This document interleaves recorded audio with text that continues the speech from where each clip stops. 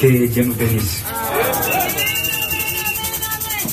En restant debout, nous allons passer directement à la lecture de la parole.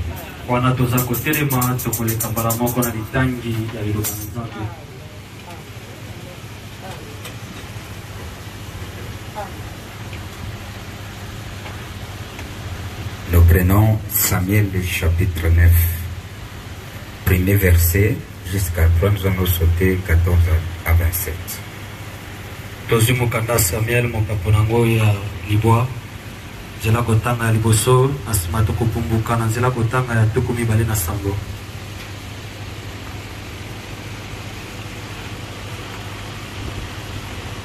Nous lisons. Il y avait un homme de Benjamin nommé Kis, fils d'Abiel, fils de Séro, fils de Berocat, fils d'Aphiliach, fils de Benjamin. C'était un homme fort et veillant. Ezalaki na moto moko ya libota oyo ya Benjamin, mwana ya Kis, mwana ya Abiel, mwana ya Sero, mwana ya Bekorat, mwana ya Afiash, mwana ya Benjamin moko. Azalaki moto moko ya makasi, pe azalaki ye moko makasi, azalaki elombe. Il avait un fils du nom de Saul, jeune et beau, plus beau qu'aucun des enfants d'Israël, et les dépassa tous de la tête. Azalaki na mwana moko kombo na ye azalaki Saul. Azalaki lenge mobali moko kitoko. Azalaki kitoko oyo ata moto moko te na Israel alekaki ye. Pe alekaki bango nyonso na molai to na kimbinga. Prions. Tokondela. Père bien-aimé, Tata moningami. tu es celui qui nous a aimés. Yo oza oyo naki biso mingi koleka. Cela a fait assez que nous puissions se trouver assez. Yango esali ete tokokana kobikuta na esika oyo. Nous sommes comme les autres, Seigneur. Tozali lokola ba mususu nkolo. Mais la chose qui nous différencie, c'est cette vie que tu as déposée dans nos âmes. Asilikambo oyo kesalisi biso ezali bomoi oyo te na kati ya milema na biso. Nous te bénissons pour ça. Topamboli yo mpo na ntina na yango. Et nous venons encore ce soir pour venir se fortifier. Pe toya lisusu na pokwa lelo mpo na koya komilendisa. Que chacun fortifie l'autre. Moko na moko alendisa mosusu. De la manière que nous allons écouter ta parole, celle-là est tentée de bouillonner la chose que tu as déposée dans nos âmes. Ndenge tozali koyoka liloba yango ezali kopelisa likambo oyo otiaki na kati ya mitema na biso. Merci Atondi de l'avoir déposé dans nos âmes. na ndenge oyo otiaki yango na kati ya milema na biso. Merci pour ces choix merveilleux. Atondi mpo na kopona oyo ya malamu. Merci pour la grâce que tu nous as accordée. Mpo na ngolu oyo opesi biso. Nous voulons maintenant écouter la parole qui nous concerne. Sikoyo tolingi toyoka liloba oyo etali biso. La parole de notre royaume. Puisque nous venons de là, Seigneur. Et dès que nous allons l'écouter, ça va susciter certaines choses qui dorment dans nos âmes. Et ça, c'est que le Saint-Esprit puisse prendre le contrôle à ce lieu. Et nous mettre à côté comme des hommes. Et nous utiliser comme des instruments que tu as choisis. Bénis chaque oreille et chaque âme qui vont t'écouter. Et tout ce que nous allons écouter, accorde à ce que ça puisse amener la grâce, cette guérison à celui qui est là.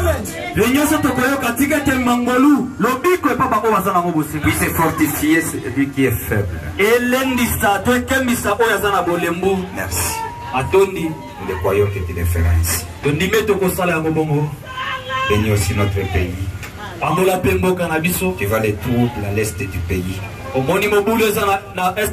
ne pouvons pas bien adorer Seigneur si il y a l'insécurité dans le pays. Amène la paix. Nous sommes concernés sur cela. Puisque nous sommes identifiés dans ces pays. Touche les cœurs des politiciens. Sécurise notre pays. Écoute les cris de l'épouse. Merci. Je sais que tu l'as toujours écouté. Au nom de Jésus-Christ. Amen.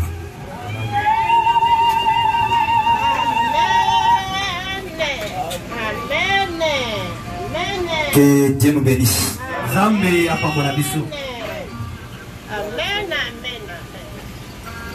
Nous avons vu comment Israël est allé solliciter avoir un roi. Ils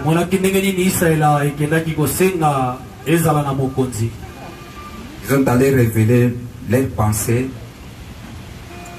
au prophète Samuel. Et si je vais vous montrer la chose qui les a poussés, ça, c'était la confirmation de la prophétie que Moïse avait prophétisée.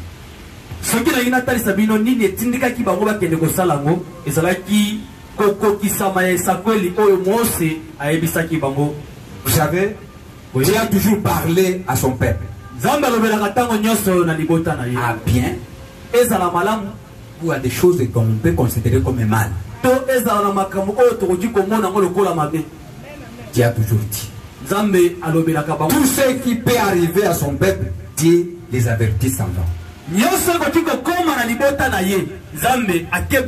Tout ce que je veux vous parler ici, c'était des choses que Dieu avait déjà prophétisées avant. Et cela était dans le plan de Dieu. Connaissant que l'Ancien Testament typifiait toujours le Nouveau Testament, les choses qui vont venir.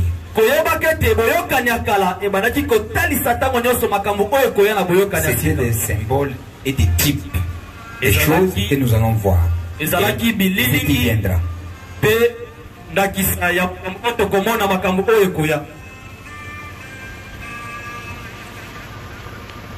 Retournons un peu en arrière, voyons comment la chose a été prophétisée. La chose qu'on est tenté de vous parler, de comment Israël est arrivé à rejeter les héros. Et cela, Dieu avait montré ça avant. Il arrivera un temps que ce peuple ici va rejeter les héros. Prophète Moïse avait vu ça. Voyons d'abord. Prenons d'abord la Bible.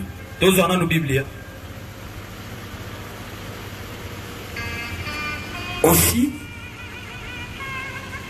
vous savez, il y a quelque chose que le prophète a dit à qui nous n'arrivons pas à bien les saisir.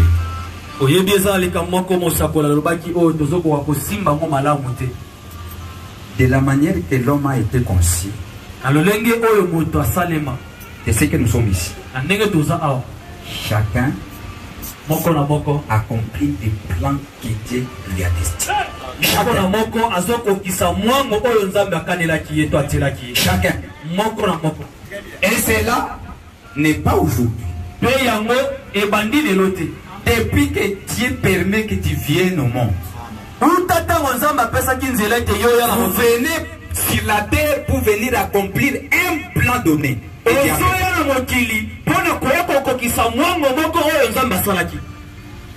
Nous ne sommes pas ici pour être seulement. Non.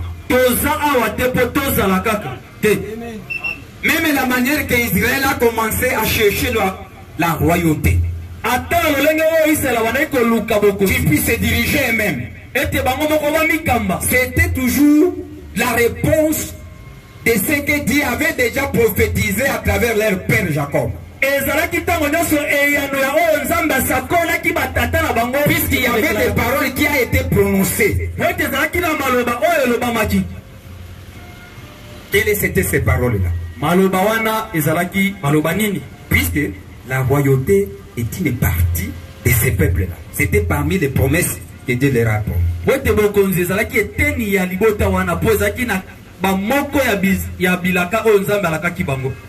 Au moment qu'il avait conclu l'alliance avec Abraham, la promesse de royauté était dedans.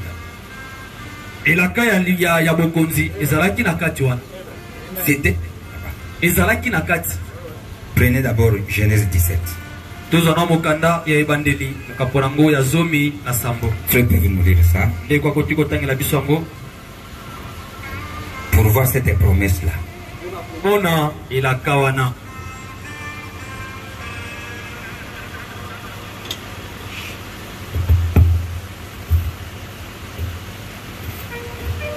Verset 6 seulement.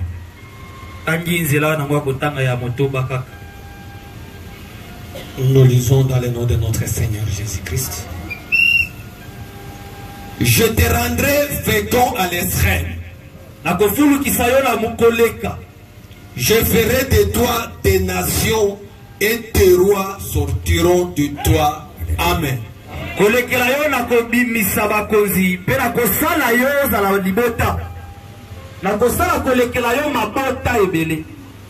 Que Dieu nous bénisse. Au moment que Dieu prononçait ça, c'est son peuple. L'alliance qu'il a conclue avec lui, Dieu a prononcé cette parole-là. Et ils ne savaient pas de comment ça va venir. Mais Dieu avait dit ça. Et tout ce que Dieu dit, il a compris. Je te rendrai fécond à l'infini.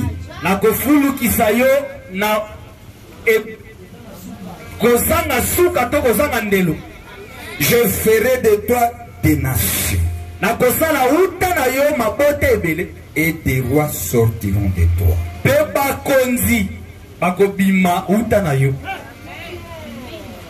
Que Dieu nous bénisse. C'est que la royauté faisait partie de la promesse de Dieu dans l'alliance que Dieu avait conclue avec Abraham.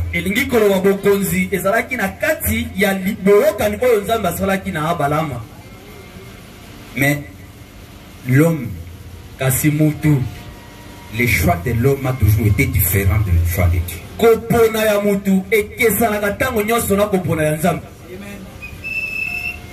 Dieu peut me dire, mais l'homme n'a pas la capacité d'attendre Dieu. Il fait son choix de lui-même. Et c'est cela amène toujours à aller à côté de la volonté de Dieu.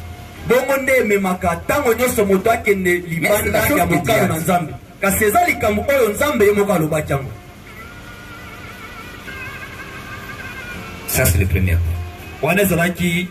Les deuxième point. Lorsque Jacob a béni ses fils, il leur a donné aussi le droit de régner sur les tribus de Juda.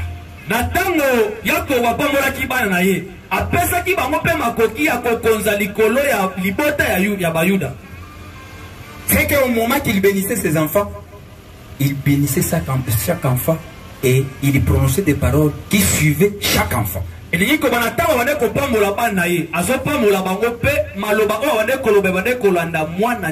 au moment que Jacob prononçait des paroles de bénédiction à ses enfants,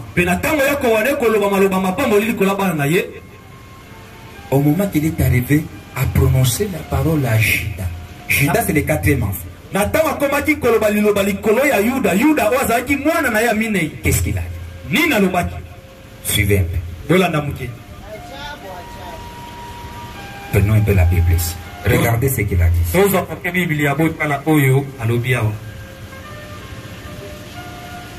Le premier enfant, c'était Ruben. Ruben, tout ce qui lui était conservé, il a perdu ça puisqu'il est allé suyer la couche de son père. Vous connaissez ça?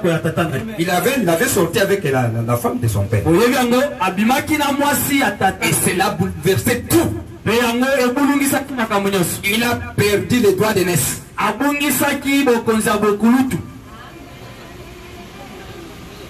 Étant le premier-né, on n'est pas là. Regardez ce qui a été prononcé sur Judas. Genèse 49. Prenez Genèse 49, verset 8 à 12.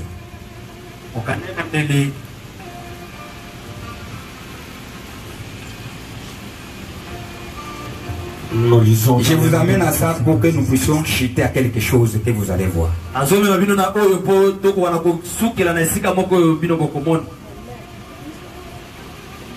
Commençons au verset 8. Genèse 49, verset 8 jusqu'au verset 12. Nous lisons. Judas, tu recevras les hommages de tes frères. Toi, Judas, tu recevras les hommages de tes frères.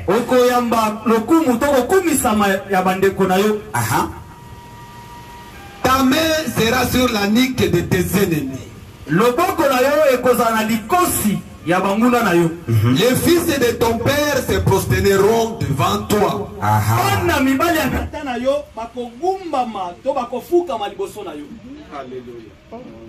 Est-ce que vous suivez bien les bénédictions qu'on est en train de jeter sur Judas?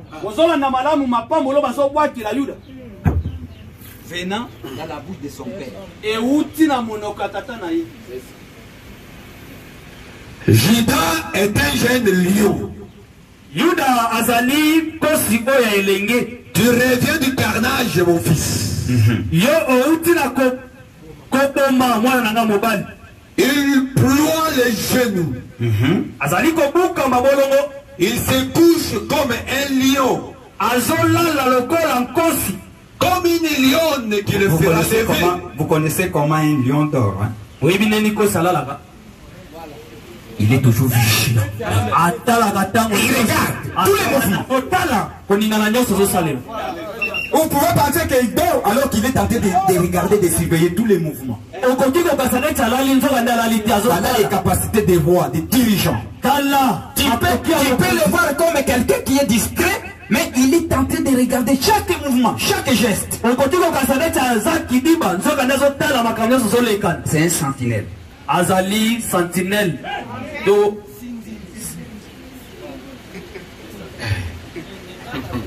Comme une lionne qui le fera lever. L'espètre ne s'éloignera point de Judas. Alléluia.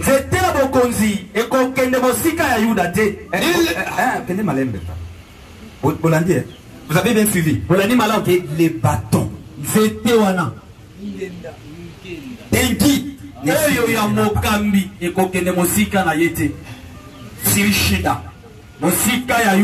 regardez l'homme. Les hommes vont taper à côté du choix de Dieu. Il manque à être attentif de ce qu'est-ce que Dieu a dit à cet homme. Que Dieu nous bénisse. Que Dieu nous bénisse.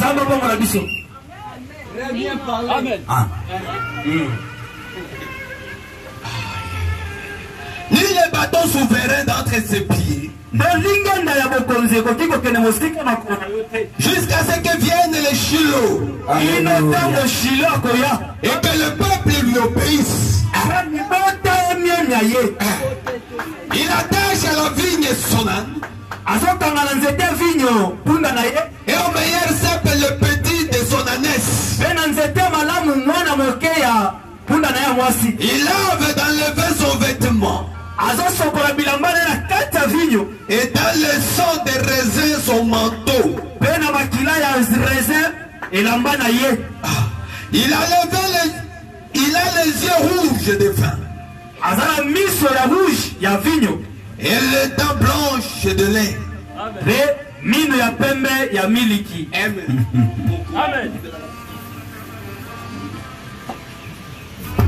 Que Dieu nous bénisse. Ça c'était Judas.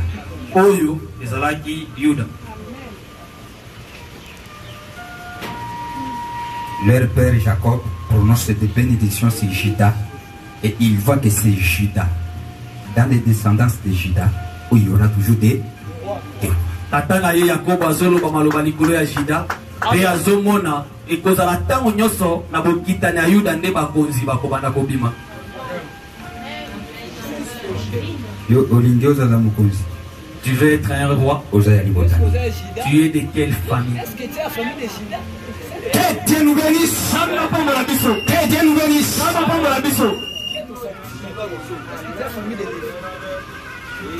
Ok. Malam. Mais l'homme qu'on est en train de nous parler seul. Nous voyons que lui ne vient pas de la famille de Juda, mais il vient de la famille de Benjamin. Voilà les choix des hommes. Qu'est-ce que Jacob avait parlé à Benjamin? Suivez les bénédictions de Benjamin. L'homme que ils vont choisir. Regardons un peu. Quelle a été des paroles qu'il est su? Puisqu'il est lié à des paroles qui ont été prononcées.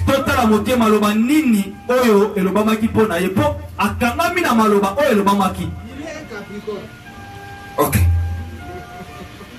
Prenons ce qui a été dit à Benjamin. Où le père de Saul est venu de là. Kis. C'est son père. Dans ce cas, il y a Saul à Outikuna. Kis. Genèse 49, verset 27. Suivez ce qui a été dit de Benjamin.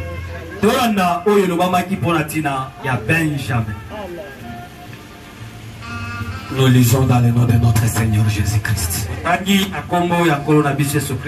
Benjamin est un loup qui déchire. Benjamin azali ngombolo to loup azo panza. Est-ce que vous suivez? Lui, Benjamin, dès que vous le voyez, c'est un loup qui déchire. Benjamin azali lokola mwa oya zamba oya panza.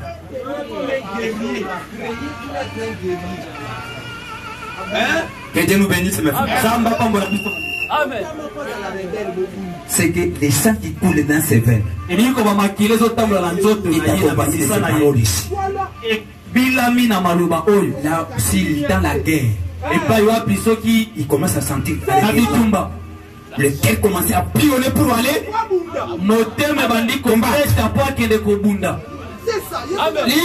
Pour régner lui, il ne connaît pas. Non. Il sait comment tirer le bal. Mais gérer. Ça c'est élevé à qui?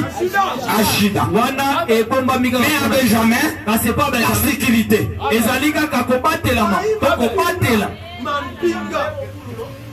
Bunda. Combattre. Que Dieu nous bénisse. Que Dieu nous bénisse. On ne parle pas ça en vain. Puisque vous aussi vous allez faire des choix ici. Vous allez choisir des gens. On ne choisit pas des gens pour choisir seulement. C'est pour cela qu'on est tenté de vous enseigner. On est tenté de vous équiper. Que Dieu nous bénisse. Que Dieu nous bénisse. C'est la parole qui place les gens.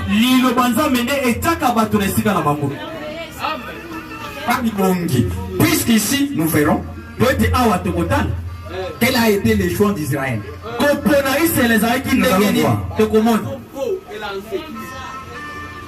Mais l'homme ici, la bénédiction qui est derrière lui, un guerrier. Alléluia. C'est un loup qui déchire. Le matin, il dévore la proie. Et le soir, il partage le butin. Là où il est allé combattre la même des choses, il commence à distribuer. Suivez bien. C'est seulement ça. C'est seulement au moment que leur père parlait, il s'est limité seulement à ce qu'il dit là.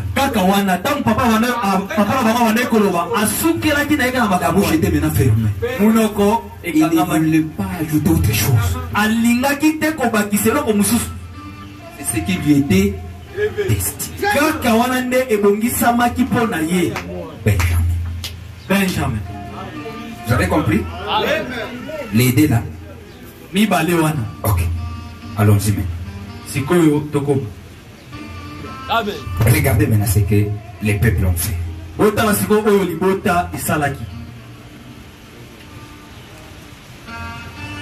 Je vous ai dit que Jacob a prophétisé à ses enfants ces bénédictions-là des royautés, des régnes. Il y a des choses et des choses qu'il a dit. Et Moïse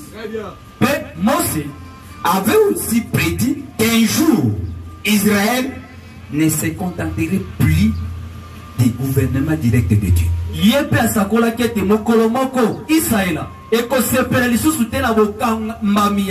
Ils vont rejeter Dieu. Et cela a été accompli à l'époque de Samuel. Nous avons suivi ça. Vous les trouverez si vous, je ne sais pas si vous lisez la Bible. Vous allez retrouver dans Deutéronome verset chapitre 17. Tout est là. Deutéronome 17, tu peux dire ça, frère. Tu vas commencer au verset 14 à 15. Vous pouvez sauter aussi chapitre 28, verset 36.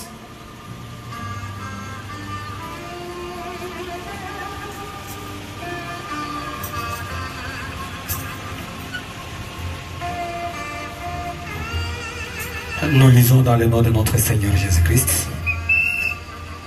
Deutéronome chapitre 17, verset 14 à 15, nous lisons.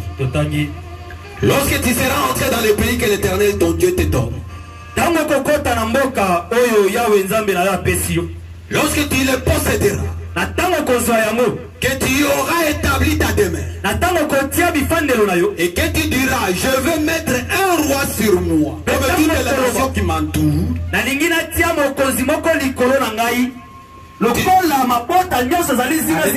Allez lentement, frère. Allez lentement et suivez bien.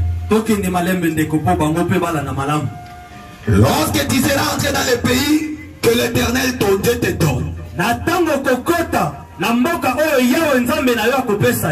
lorsque tu le posséderas,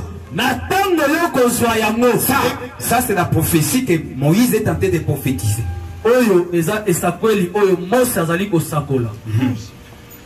Que tu auras établi ta demeure, et que tu diras, je veux mettre un roi sur moi, comme toutes les nations qui m'entourent. Tu mettras sur toi le roi que choisira l'Éternel ton Dieu.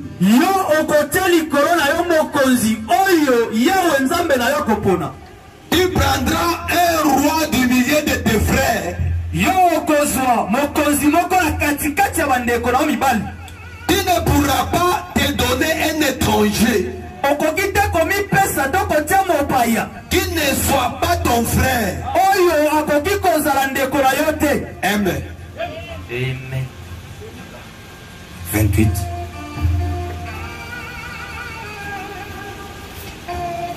Chapitre 28, verset 36.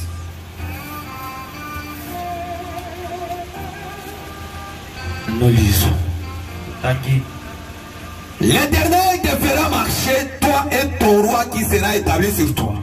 Yahweh akotambwisa yo elongola mokonzi na yo oyo akozala likolo na yo vers une nation que tu n'auras point connue. esika opi libota moko oyo oyebi te ekozala Ni toi ni tes pères. ezala yo ezala batata na yo. Et là, mpe wana tu serviras d'autres dieux, okosalela banzambe mosusu. Suivez bien. du bois et de la pierre. banzambe ya banzete mpe ya mabanga. Suivez bien. Lola na malamu. C'est que la prophétie est tentée de révéler que au moment que Israël va choisir le roi, il y aura un rejet. Nikoba esakwele ezali kozipola eloko moko ete na ntango Israela ekopona mokonzi kokwakisama moko ekozala. Et ils vont aller s'accaparer d'autres dieux. Mpe bango bakokende esika banzambe mosusu bazali. Que Dieu nous bénisse. Cela a été vu Yango depuis les années. uta bamuleleki. Et pour accomplir ça, Mpe mpona kokokisa likambo wana il faut que le peuple fait un mauvais choix pour esengeli l'accomplissement de la libota prophétie. epona mabe mpo lisakweli ekokisama. Puisque s'ils choisissent selon la volonté de Dieu, la prophétie ne peut pas être accomplie. ete soki baponi kolandana na mokao na nzambe esakweli wana ekokokisama te. Que Dieu nous bénisse. Zamba pambola biso. Que Dieu nous bénisse. Zamba Nous pambola biso. marchons dans les plans que Dieu a planifiés depuis lors. tozotambola na mwango oyo nzambe Si akisaki nous pouvons bien saisir la chose, soki tokoki kosimba malamu likambo nous devons être des hommes heureux, libres. tokokoki kozala bato ya esengo bato na bonsomi Et les gens qui n'ont pas de barrières. mpe bato oyo baza bipekiselo te. Dieu n'aime pas de barrières. nzambe alingaka bipekiselo te. Si nous pouvons bien saisir la chose, soki tokoki kosimba malamu likambo personne, aucun ne peut faire ce que Dieu n'a pas préparé pour lui. mutu moko te akoki kosala likambo oyo nzambe abongiselaki Personne. mutu moko te. Dès que vous saisissez ça, ntango osimbi likambo tu ne resteras pas à parler à mal à quelqu'un, même s'il est à côté. okovanda te wana kolo mabe ya moto mosusu ata soki aza libanda. Tu diras, okolo Dieu a voulu que cela soit fait. nzambe asepelaki likambo wana Voilà esalema la position. Voilà un enfant de Dieu. tala mwana na nzambe. Ne peut pas se mettre à commencer à parler à mal à quelqu'un. Non. okoki te kovanda balikolo bato mosusu. Priez seulement pour lui. bondelaka na mpo na ye. Que Dieu nous bénisse. nzambe apambola biso. Est-ce que vous comprenez bien? ozososola malamu. C'était la position de notre prophète. ezalaki etelemelo ya mosakoli na biso. Vous avez terminé? osilisi Ok. Tout ça a été prophétisé. makambo nyonso Et esakolaka. au moment que c'était maintenant le temps de Samuel, na ntango ekomaki ntango ya samuel la prophétie était accomplie. lisakoli ekokisama. Où le peuple est venu demander un roi. epai epi libota eyaki kosenga mokonzi moko. Un roi humain. mokonzi mutu. Et dès qu'ils ont fait ça, me ntango asalaki yango Dieu, nzambe puisque c'était la prophétie, ete ezalaki esakoli a considéré cela comme un rejet. amonaki yango lokola kobwakisama. Et c'était comme ça. mpe ezalaki bongo Ils ont rejeté les rois. babwakisaki mokonzi na bango. Et au moment qu'ils ont rejeté, mpe na ntango babwakisaki regardez maintenant ce qu'a été leur choix. lotala sikoyo kopona bango ezalaki ndenge nini. Leur choix. kopona na bango Et regardez l'extérieur. ebandaki kotala oyo ya libanda. Or, Dieu ne regarde pas l'extérieur. soka nde nzambe atalaka makambo ya libanda te. Sa force, c'est dans l'intérieur. bokasi na ye eza na kati. Maintenant, suivez ce qu'il dit. siko bolanda. Il avait un fils du nom de Saul. azalaki na mwana kombo ezalaki sol Jeune et beau. elenge mpe kitoko. Plus beau que des enfants d'Israël. azalaki kitoko koleka bana Israela. Et les dépassa tous de la tête. Et c'est cela que le peuple dit non, non. Qu'est-ce que nous pouvons aller proposer? Nous devons proposer un homme qui vont nous présenter. Ils sont dans les conseils des nations. Ils ont fait un bon choix. Quelqu'un qui nous présente. Il va nous présenter en beauté, en taille, en tout. Il représente. La façon de parler. Dès qu'il est dans des réunions,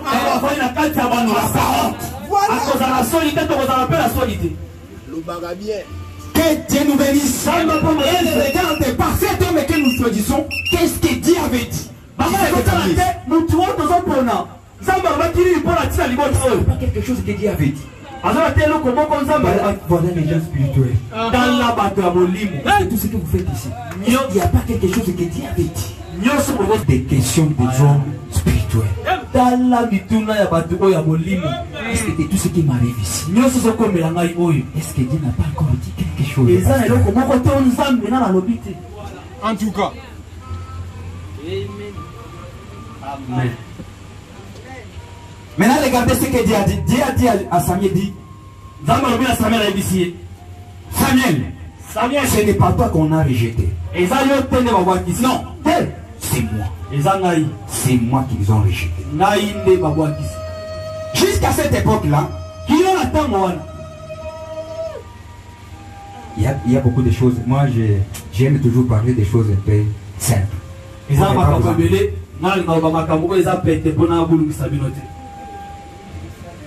On dit ceci. Jusqu'à cette époque-là, le gouvernement d'Israël avait été une théocratie. Voilà. C'est-à-dire le gouvernement qui est fondé sur des religions à l'époque. Le gouvernement d'Israël est fondé sur un Dieu. C'était lui qui exerçait le pouvoir. Dieu qui les dirigeait. Mais ils ont changé ce pouvoir. Au lieu que Dieu lui-même les dirige, ils ont voulu être comme les autres. Ils n'ont pas voulu que, avant d'aller dans une guerre, il fallait consulter les prophètes et les voyants. C'est ce qui était la conduite de Dieu. On est attaqué par les Philistins. Qu'est-ce que nous allons faire, Samuel? Qu'est-ce que Dieu dit? Qu'est-ce que nous allons faire? Ils attendent la conduite. Ils n'ont pas aimé ça. Regardez, au moment qu'on est en train d'entendre la volonté de Dieu, on est envahi. Ils oublient que celui qui contrôle les cœurs, les âmes des gens, c'est le Dieu, c'est le roi. Ils ont oublié ça. C'est lui qui détient le souffle de tous ces combattants qui viendront. C'était le roi.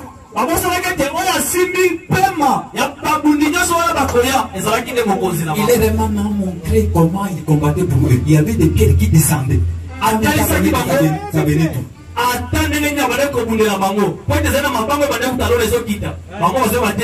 Ils n'ont pas vu tout ça. Ils étaient tombés dans une amnésie. Ils ne voyaient pas les choses que Dieu faisait pour eux. Non.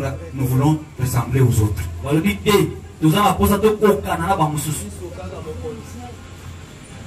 Ils ont rejeté ces pouvoirs-là. Ils ont aimé que le régime. Le régime monarchique. C'est ça le système de pouvoir qu'ils ont choisi. Nous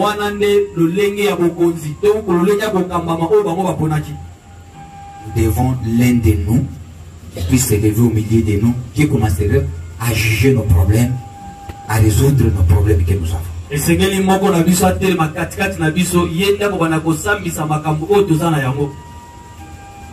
Et c'est là, Dieu n'a pas aimé.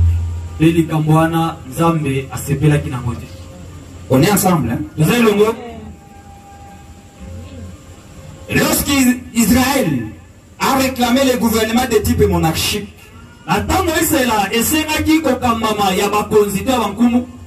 ils ont fait entrer des rois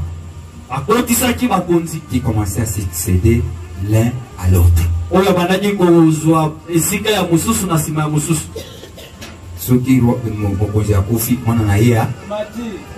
Si un roi meurt, son fils monte, il prend la place de son père. Et Dieu nous bénisse. Suivez ce que les prophètes disent.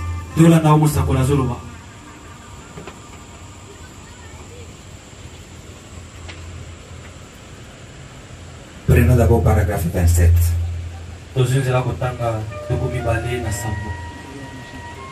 Roi rejeté.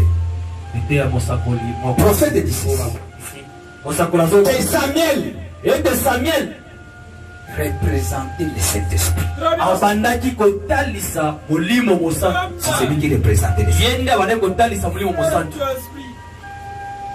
Devant ces peuples-là.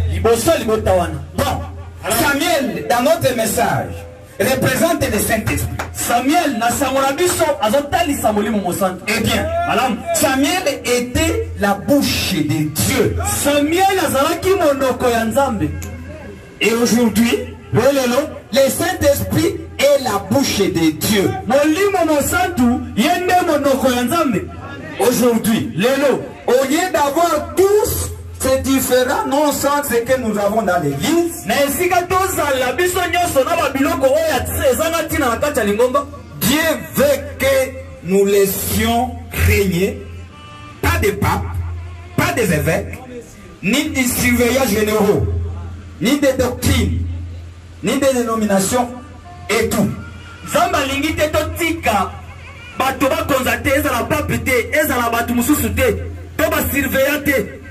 Il a envoyé le Saint-Esprit pour régner sur l'église.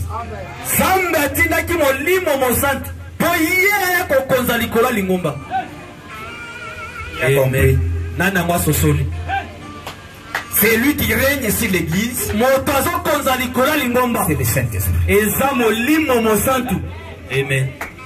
C'est que nous devons être attentifs à tout ce que le Saint-Esprit nous dit.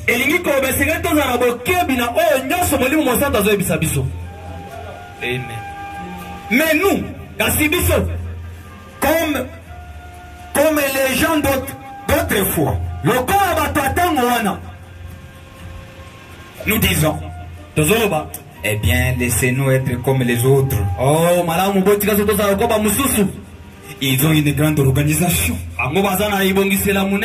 Formons notre groupe. Parce que nous croyons ceci. Eh bien, le Saint-Esprit ne serait jamais tenu tranquille devant cela.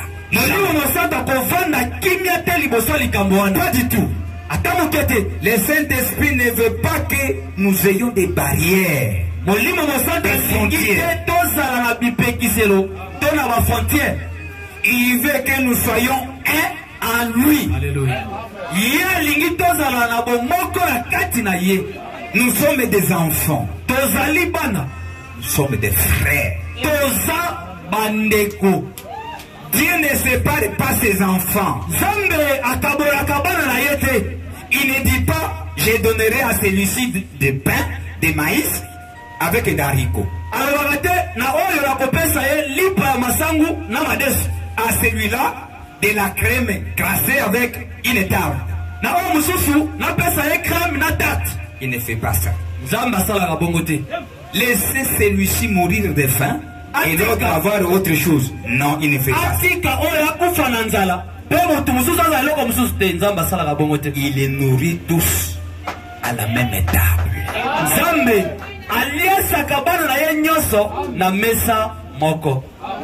C'est le Saint-Esprit qui doit conduire les. Alléluia.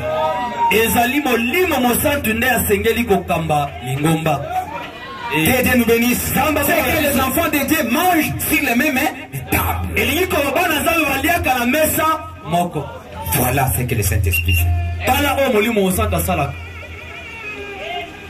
Mais les gens, 28, ne voulaient pas qu'il soit ainsi. Il voulait avoir un roi. Il voulait être comme le reste du monde. Quand l'église pentecôtiste, le Saint-Esprit est tombé au départ il y a 50 ans,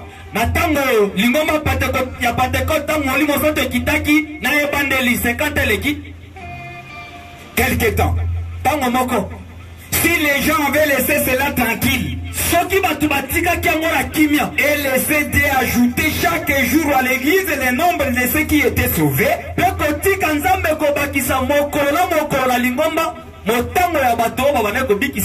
ça aurait été comme dans l'âge apostolique. Mais nous avons dû dresser des barrières. Nous avons absolument voulu être comme les autres. Puisque l'église méthodiste est une dénomination, nous devons en être une. Voilà venir quelqu'un qui dit: viens sur une nuée blanche. On fait aussi à ça, on s'accroche, on fait aussi quelque chose. Non. Il y a un cheval blanc. Très bien. Nous allons simplement nous séparer. Avec ça. Je vais me constituer un groupement. Lui a dit ça. L'autre a dit ça. Non, nous sortons, nous allons suivre l'autre.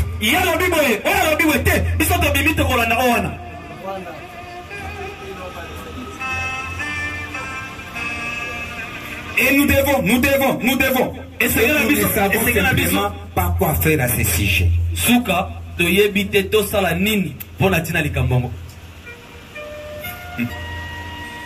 Soyons, peu importe comment il vient,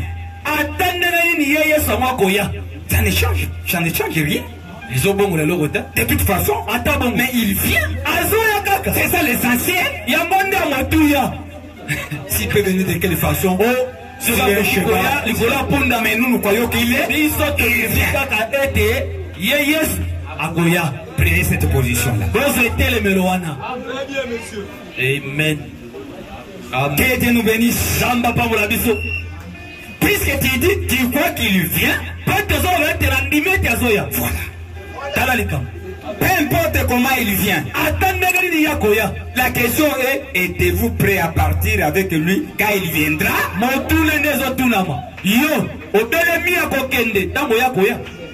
C'est l'essentiel. Peu importe comment il vient, sous quelle forme il vient, soyons tout simplement prêts pour le départ.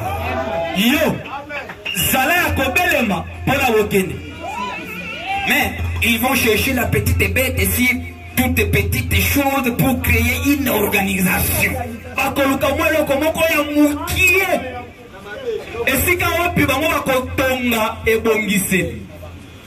C'est ainsi que le monde l'a fait.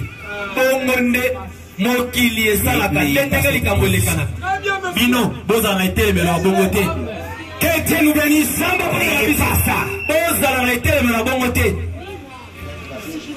Vous croyez qu'il viendra?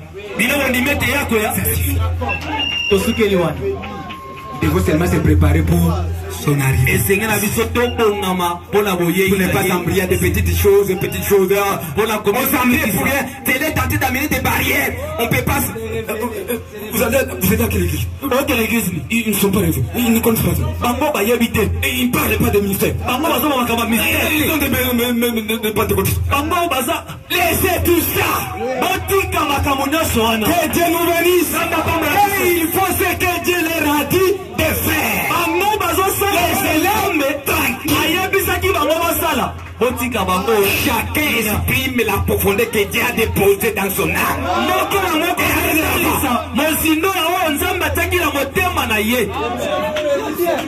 Amen. Que Dieu nous bénisse.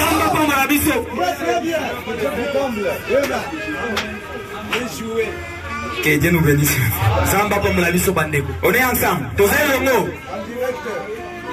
Le brave vieux Samuel a amené la chose à l'Éternel. Et il a dit, Éternel, que puis-je faire à ce sujet?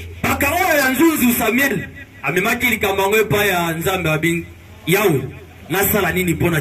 les peuples ont résolu avoir absolument la chose de cette façon. Et nous ne savons pas à quoi faire. C'est Samuel qui est en train de parler avec Dieu. Qu'est-ce que je vais faire? Les hommes ont aimé. Ils ont demandé un roi. Qu'est-ce que je vais faire? Et l'Éternel a dit, va carrément de l'avant et donnez-leur les rois.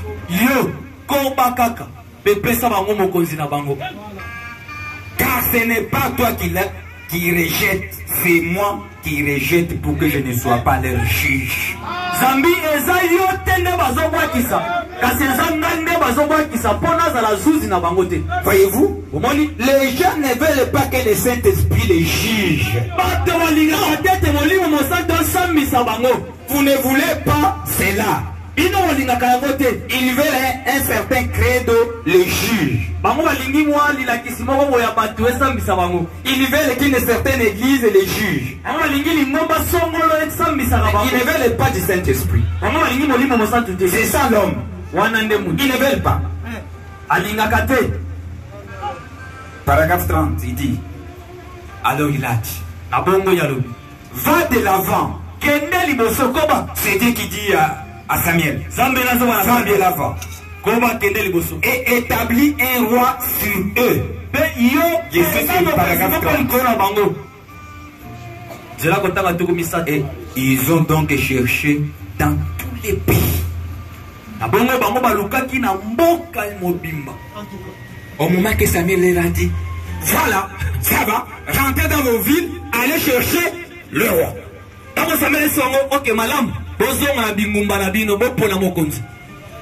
Ramenez-moi un roi que vous. Que Dieu nous bénisse. Dieu a déjà autorisé à Samuel. Et Samuel n'a pas resté tellement comme ça. Maintenant, quel est ce roi que nous allons leur donner? Ils ont commencé à amener des propositions. Maintenant, Samuel savait peut-être. Il faut sonder les Écritures. Dès que l'enfer de la royauté viendra, qu'on puisse transmettre le pouvoir aux hommes, ils vont aller dans le tribu de Juda.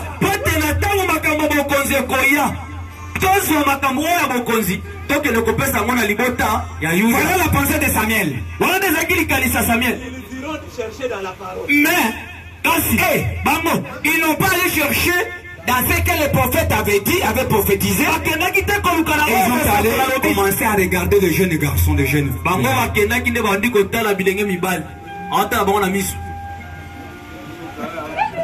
Ils ont fait des commissions. Vous voyez qui peut nous présenter? Chaque tribu est qui peut nous présenter? Un homme qui est représentant.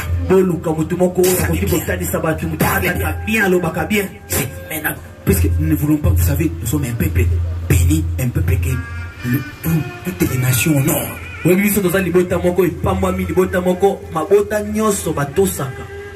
devons chercher un homme qui sait, si vous le voyez, vraiment.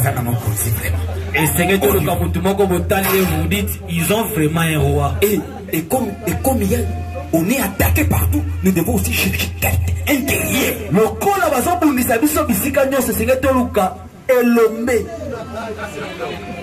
Quelqu'un qui ne sera pas. Qu'est-ce que Samuel a dit? Qu'est-ce que Samuel a dit? Nous ne voulons pas ça. Non, attends un peu, on va aller voir, on va aller consulter.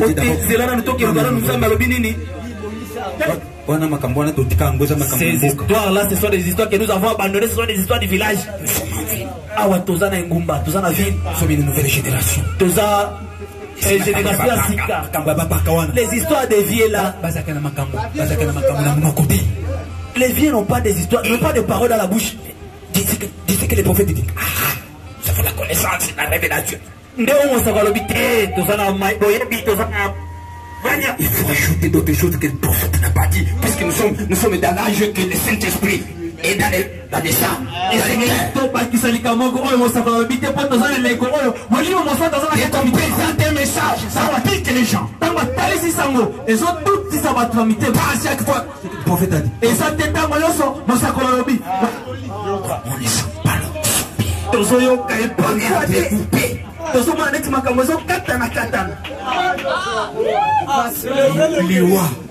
la mort. Science et la théologie. Vous allez introduire la science et la théologie. Ils ont donc cherché dans tous les pays. Ils ont trouvé dans la tribu de Benjamin un homme qui répondait tout au nom de Kis et qui avait un fils du nom de Saul.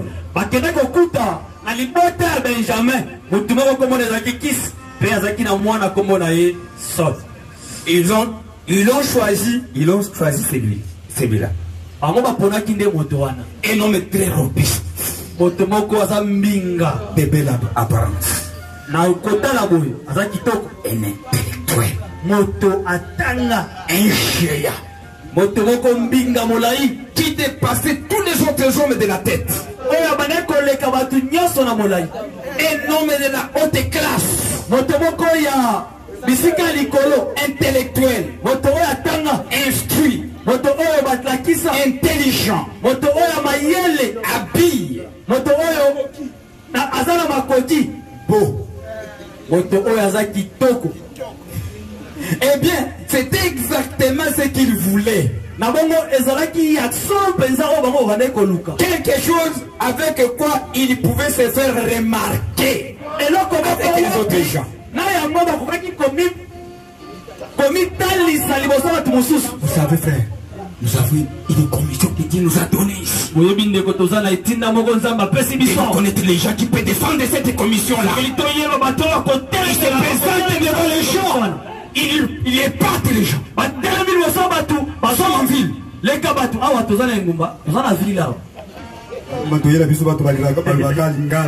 allez nous amener des gens qui parlent que les lingala ici. Avec les lingala, ils n'iront pas devant tous ces intellectuels. Soulevez l'épée. Ils ne savent même pas lire les prophètes. Faut chercher les gens. Nous sommes en ville. Nous sommes en ville. C'est les parole. Oh, bah, ebi kotia maloba na esika na yango.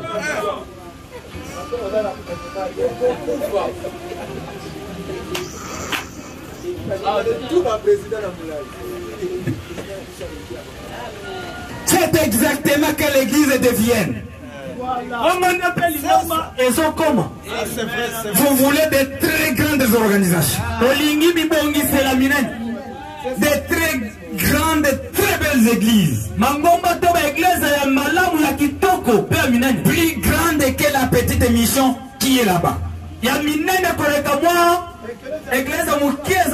C'est exactement ce qui se passe. Et bien des fois, les gens quittent la petite mission où le Saint-Esprit conduit pour aller adhérer à cela.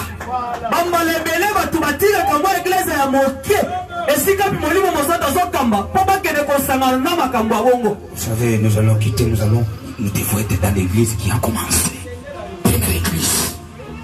Alors, il laisse une petite mission là où dit le Saint-Esprit tentait d'œuvrer. Qui est tenté de venir les gens. Les gens tentés d'être changés, transformés. Un jour, je communique dans une église. Maintenant, on était à pied, je vois 3 frères qui étaient devant moi. Il commence à dire, tu sais, on est en ville. Il faut chercher une église où tu peux te taper un emploi. Un vrai qui est au niveau là, et tu trouves un emploi. Des petites églises, dès que tu entres là, il commence encore à te rassonner. Tout ce que tu as. okende te kokota na baeglise ya mike oyo eza okoti bandi koshina lisusu. Maintenant l'église de Dieu charge sur toi. Vas-y, charge batiango likolo na yo. Comme tu as un travail comme s'il faut chercher une église où tu peux aller là-bas, tu restes. Là, au lieu que les gens te dérangent. Puisque votre maison, ça va changer à être un hôtel où tous les frères viendront au commentaire. Exactement, hôtel Lingomba Oyo, l'église nyonso soki batu okoti kaka boye. Ponda kuna yo kokoma ndako ya bandeko ebele. Au moment que j'ai suivi ça, j'ai dit ces gens ici, hey, ils n'ont rien. Ce sont des gens qui vont seulement à l'église pour aller remplir seulement des chaises. Mais il n'y a rien. Vous savez, si vous voulez connaître même la position d'un quelqu'un qui vient même à l'intérieur, même quelqu'un qui vient à l'intérieur, vous verrez ce qui est en lui. Je vous dis. Ça c'est vrai. Ah oui. Que Dieu nous bénisse. Il y a des gens qui laissent des petites missions. Ils vont aller s'adhérer à des grandes églises. Parce que vous dites, je suis membre de la première église.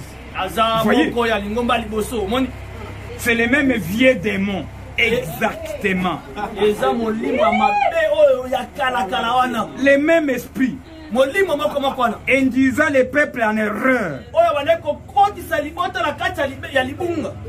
La plus grande église. Quelque chose pour se faire remarquer. Quelque chose de grand. Oh, c'est ce que les gens aiment dire. Oh. Ils aiment aller à un endroit où ils ont le pasteur le plus raffiné.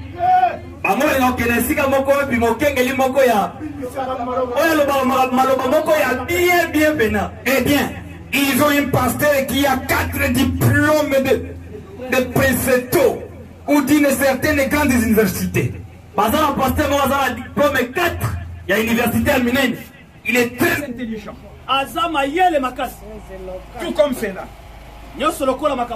Il pourrait avoir tous ses diplômes. Mais aux yeux de Dieu, il pourrait même pas être assez bon pour appeler les cochons.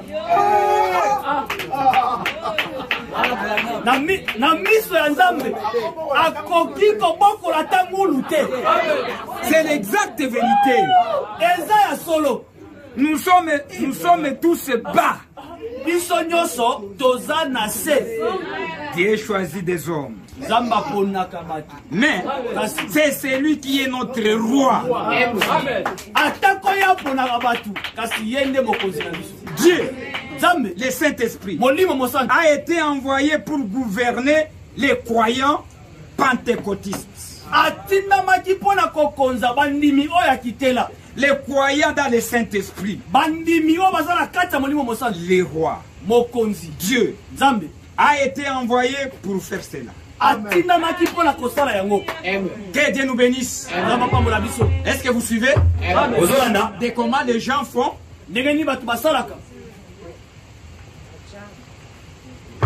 Nous continuons pour que nous puissions terminer. Lisons. Prenons un peu la Bible. Pour avancer.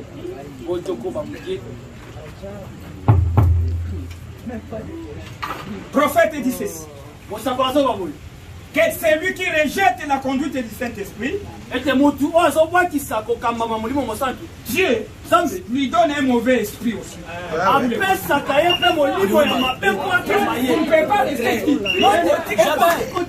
peux pas rester ici. Très bien. On ne suit pas pour rentrer tel qu'on est venu. Bien classé. Tu rejettes les saints.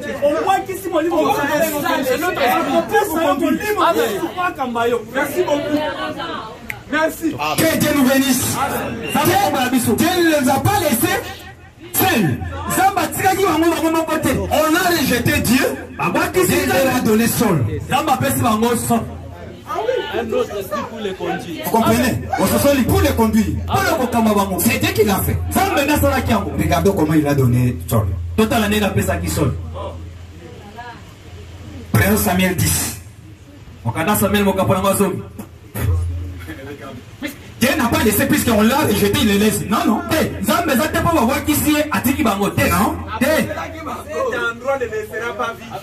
Ça ne peut pas rester vide. C'est difficile. Vous voyez qui est l'héros? Tu les rejettes aujourd'hui. Un autre esprit entre. Samuel 10. Samuel Mokaponamazoki. Commençons au premier verset. Nous lisons dans le nom de notre Seigneur Jésus-Christ. Samuel prit une fiole d'huile. Samuel a vu moi leseki ya mafuta. Qu'il répandit sur la tête de Saul. Oya sopa ki likolo ya mutu ya Saul. Il le baisa et dit. Apesa ki bi pepe ya ebisi. L'Éternel ne t'a-t-il pas point pour que tu sois le chef de son héritage? Yahweh ye apakolo mafuta te po ozala mokonzi ya libula na ye. Aujourd'hui, après m'avoir quitté, tu trouveras des hommes près du sépulcre de Rachel. Lelo boye na sima ya kolongwa esika nazali okokuta batumi balela pembeni ya libulu ya mai ya Rachel ya kunda ya Rachel. Attendez un peu, frère. Tozela bokende ko tozela. J'aime à ce que vous puissiez saisir de la façon que Dieu parle avec ses enfants.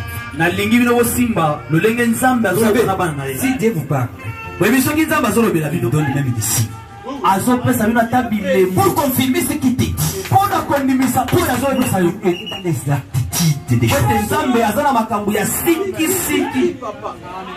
Vous devez bien connaître ça. Et c'est là le voyez ba ngoma. Dieu t'a parlé. Samba lobeli va te donner aussi les signes. Et soki lobeli yo ko pesa obebi. Voilà. C'est ça la façon que Dieu conduit ses enfants. Voilà le lenge nzambe akambaka bana na ye. Amen. Que Dieu nous bénisse. Nous devons bien connaître notre Père. Et c'est la manière qu'il cause avec nous. C'est la manière qu'il nous parle. Il t'a parlé? Quel signe qu'il t'a donné? Pour confirmer la chose qu'il t'a donnée. Il y a beaucoup de voix. Peut-être ça peut être l'ennemi qui t'a parlé. Peut-être c'est Dieu alors que c'est l'ennemi. Un enfant qui est bien enseigné dit, Seigneur, si c'est toi, donne-moi ici. Si c'est toi, j'aime ainsi. Pour me confirmer la chose.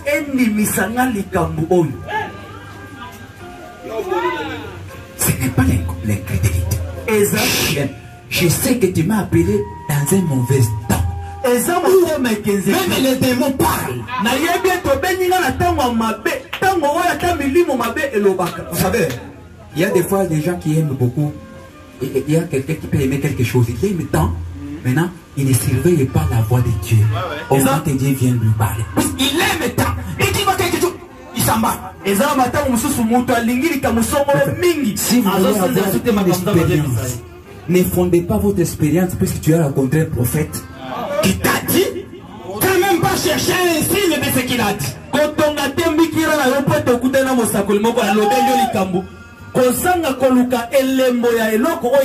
Je ne refuse pas. Je sais que tu parles en tant que tes prophètes. Je ne refuse pas. Si c'est toi que cet homme m'a parlé,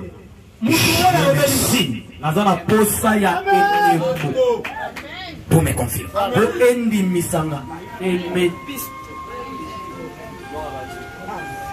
Samuel prit une fiole d'huile. Samuel il répandit sur la tête de Saul. Il les baisa. Il dit, l'Éternel ne t'a-t-il pas moins pour que tu sois le chef de son héritage? Aujourd'hui, après m'avoir quitté, tu trouveras des hommes près des sépulcres de Rachel. Vous connaissez Rachel? Rachel, c'était sa mère. C'est la femme de Jacob. Jacob. Il a mis qui au monde? Joseph et Benjamin. Vous connaissez Joseph? Que sur toi, il y aura un signe éternel. Au moment qu'on le bénissait, par la prophétie de Moïse, il dit que le Dieu qui m'a rencontré dans le buisson ardent t'accompagne. Qu'il soit sur ta tête. Qu'il te place au sommet de tes frères.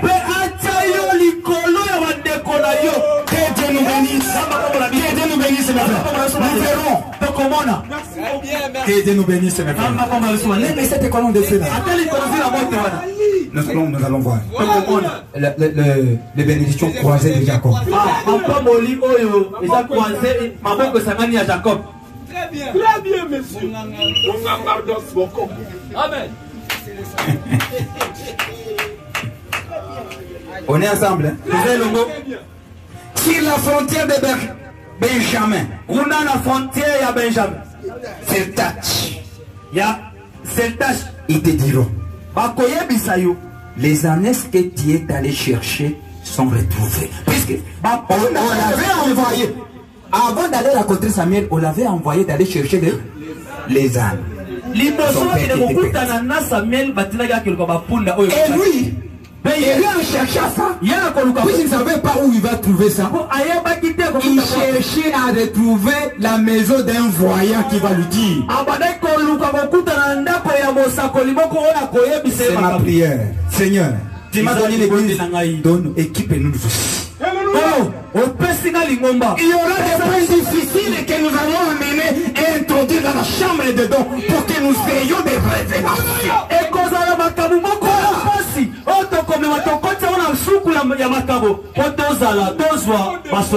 Un temps, un jour,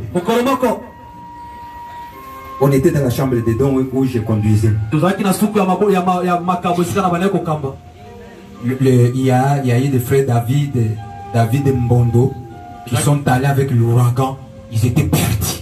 On ne savait pas ils sont où. Et les gens commençaient à pleurer qu'ils sont morts. On a amené les dossiers dans la chambre de dons. Nous voulons connaître où est les enfants de Dieu. Puisque dans ce bateau-là, il y a un enfant de Dieu dedans. Est-ce que le bateau a fait le naufrage ou il est en vie? Seigneur, qu'est-ce que tu dis? Les gens entrés dans la prière. Ils ont commencé à prier. J'ai senti quelque part quelqu'un qui a commencé à bouger. Il était connecté. Il dit, je suis connecté par le ciel. Et je vois un enfant de Dieu. Il est allé quelque part. Je vois, ils ont tenté d'accoster à tel endroit. À côté de lui, nazali connecté na lola. Nazomona esika moko, mwana nazambe moko, nazomona bango bazotelema esika moko. Que Dieu nous bénisse, mes frères. Que Dieu nous bénisse. Voilà une église de Dieu vivant. Et c'était correct. Pour confirmer ça, appelez tel à tel endroit. Qu'ils puissent aller à cet endroit, ils vont le retrouver là. Et on a appelé les frères. Oui, c'est qui? C'est Ovira. Hein? Est-ce que il y a des frères qui ont été emballés par un ouragan, arrivés à tel endroit, si le bateau est là? D'accord. Est-ce que vous pouvez comment Donnez-nous un temps. Je vais aller vérifier. Il est allé là-bas. Il est arrivé là. On a sonné, on dit oui. On est ensemble avec eux. Je peux le repasser. Véritable temps. Que Dieu nous bénisse, mes frères. Il y a des véritables. Les ciels est plein. des véritables dons. Tu n'as pas de choses à chercher.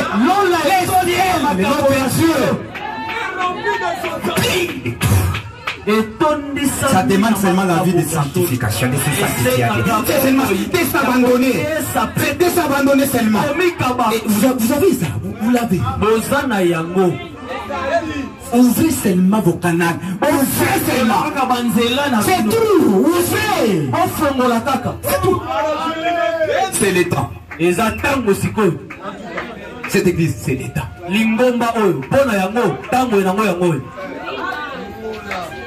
Amen. Ils te diront, les années que tu es allé chercher sont retrouvées.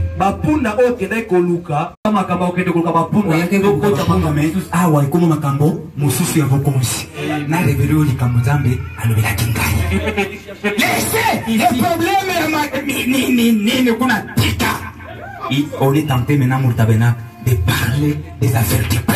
C'est d'autres choses. Nous voulons maintenant vous placer, que chacun reconnaisse qu'est-ce que Dieu a déposé dans son âme.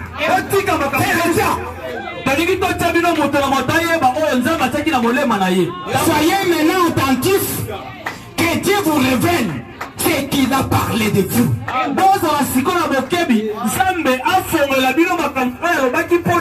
Quelle est la raison de ta naissance? Et pourquoi tu es dans ces messages? C'est pas seulement venir rester là-bas et accompagner les autres. Refusez ça. Dites que je ne pas venir ici pour accompagner les autres. Je ne pas venir ici pour accompagner les autres. Mettez-vous d'abord.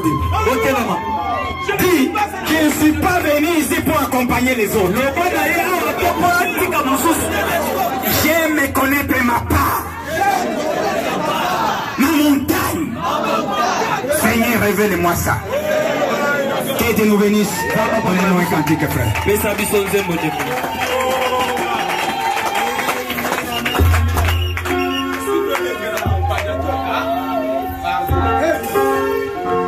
Jésus Christ, ouvre-nous la porte, nous voulons entrer dans la maison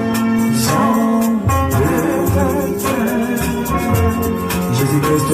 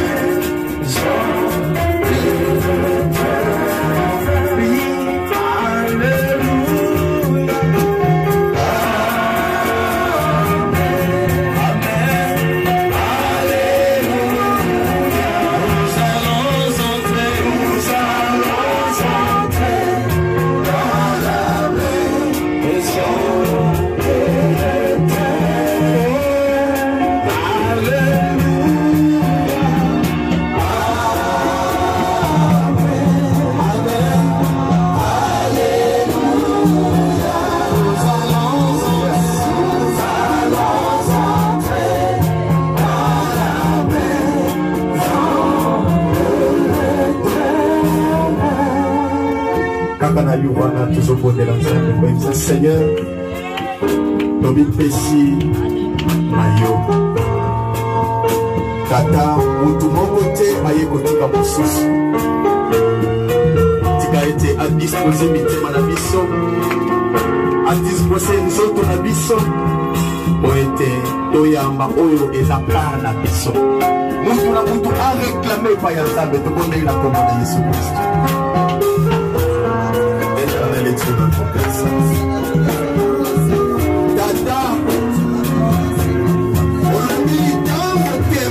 Changer ma maison de microphone. Oyez Seigneur, il faut nini l'église na yo Dieu ne s'arrête d'école. Mais oyez il est nini Jéhovah ana na yo bakomi na bokosi. Biso yo maboko na yo Éternel. Tobipesi na maboko na yo Tata. Soto, Olivo, éternel Dieu. Poete yoko Seigneur Okamba. Il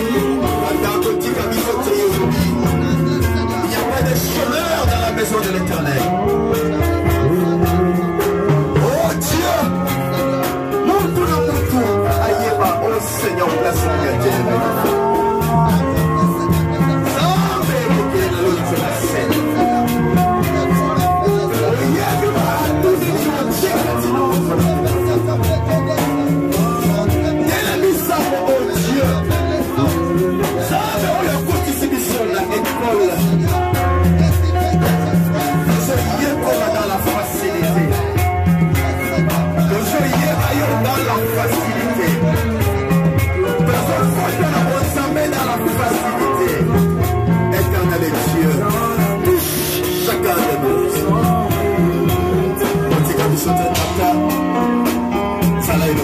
Seigneur, c'est ma mort que vous la mission.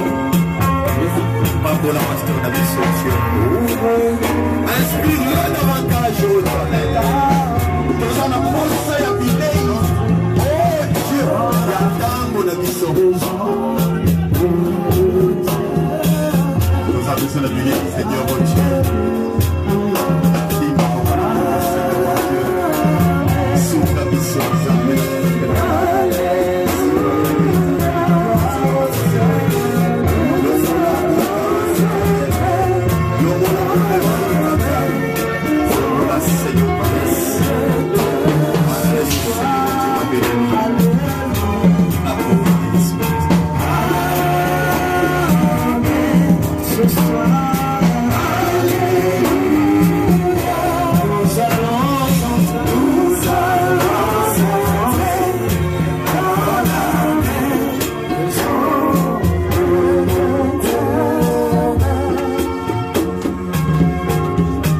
Éternel Dieu, notre Dieu,